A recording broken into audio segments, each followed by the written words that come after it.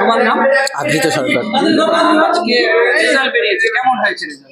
হ্যাঁ, আমি রাজ্যে প্রথম স্থান অধিকার করেছি পশ্চিমবঙ্গে। কত নাম্বার জানা গেছে? হ্যাঁ, 696 আউট অফ 700।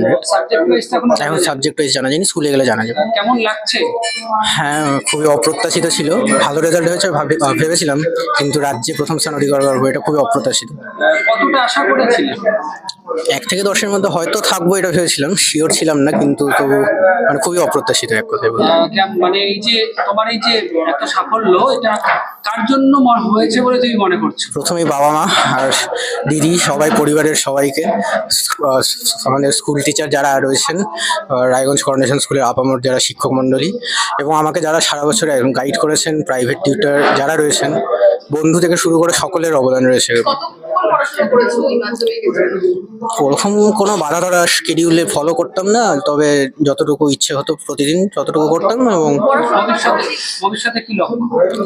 ভবিষ্যতে আপাতত মেডিকেলে যাওয়ার লক্ষ্য রয়েছে, তবে অন্য কোনো লাইনে যদি ইন্টারেস্ট ডেভেলপ করে তবে সেটা পার্সিউ করতে পারি। কোন স্কুলে ভর্তি হওয়ার ইচ্ছা আছে? আমাদের স্কুলেই হয়তো করোনেশন স্কুলেই ভর্তি হবো।